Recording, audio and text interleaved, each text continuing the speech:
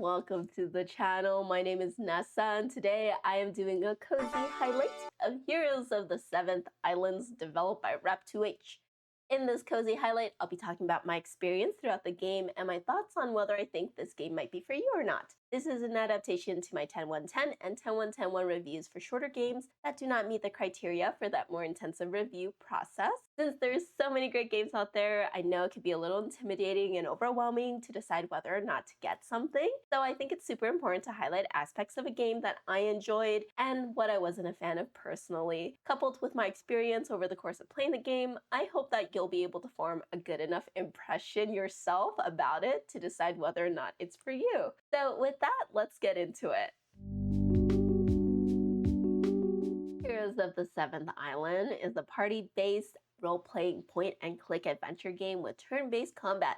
This game is special in the way that the art is all hand-drawn on paper, scanned, and then colored and animated digitally. In this game, you're a party of 4 heroes who are on a quest to find the Oracle, who's the only one that can stop Ferox the Indestructible from spreading sadness and despair to the world. So gather your heroes, choose their classes, and set off on a journey through the 7 islands to gather keys from the 7th rulers and find that Oracle before it's too late. The game released for PC on September 9th, 2025 and retails for $11.99 USD.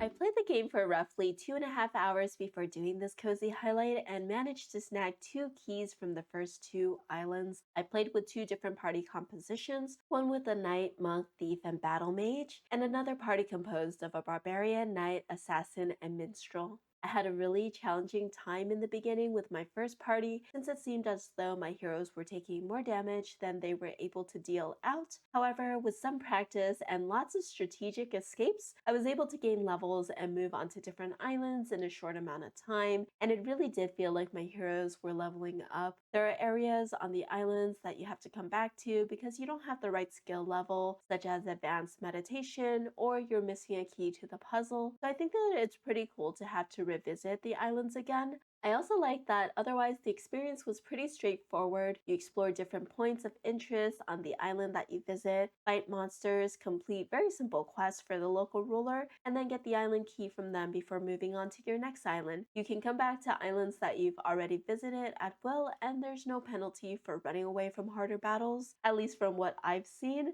So it overall was a pretty cozy experience for me since I could definitely play this and then do something else and then come back to it as I want. There's no real pressure to actually have to think really hard about any of these battles, and I really like that. So with that in mind, let's talk about the things that I liked and the things I wish the game did differently. I like the character customization options that you have. You can choose a class for your hero and a portrait that speaks to you. You can even rename them, which I didn't know at the beginning since I didn't try to click on the names. However, when I created my second party, I quickly saw that this was possible, so all of my characters got a rename. The character art, like all of the art in this game, is hand-drawn, so I really like how silly they can look. My party is not very intimidating looking, but they definitely had a lot of charm. I like how easy the game is to play. It's perfect for a pick-me-up, and the combat is pretty fast if you want it to be, since the spells and attack are pretty straightforward and they have key shortcuts. I was able to go through grinding and leveling up my characters while watching something else on the side. The stakes are low, as when I did have a full party wipe, I just reloaded from the last save, which coincidentally is also when you first enter the battle, so you can run away if you choose instead of being stuck fighting forever.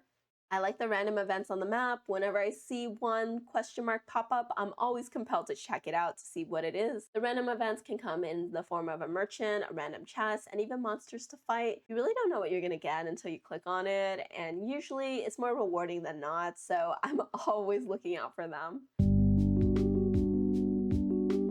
The monster respawn rate is a little slow for me. They will show up again in a few days, but in the beginning, that usually means you have to go back and forth a lot, and also trying to get into higher level fights when there are no more lower level monsters on the earlier islands. So it can be a little bit of a struggle bus to level up in that sense. However, I'm sure that it does get easier the more islands you unlock. I do think there needs to be some balancing. I did struggle a lot with my first party composition, but my second one had way less trouble fighting monsters since the barbarian just does so much damage. I'm not sure if it's because I just don't know how to play effectively right now. However, the minstrel, thief, and monk do paltry amount of damage comparatively. I'd be literally hitting 1 to 3 damage with those classes, while my barbarian is doing around 15 damage when in berserk mode. It's just crazy. Of course, these classes have spells, songs, and tricks that they have access to, but I never seem to be able to use too many of those magical attacks because of their low magic points. I do feel as though it's not very balanced in that way, and I'm not really sure if it gets more balanced later on, but there are definitely some classes that I would choose over others for sure. So, if you're looking for a casual party based role playing game that doesn't need a lot of attention and you're a fan of the hand drawn art, then this game might be for you. I had a lot of fun traversing the islands to explore, and it felt so great when I found random items. I think if you're looking for a more in depth role playing experience, then this game might not be for you. Heroes of the Seven Islands seems like a fun pick me up and play kind of game where you kind of pop in, do a little bit of adventuring, and then go on your way.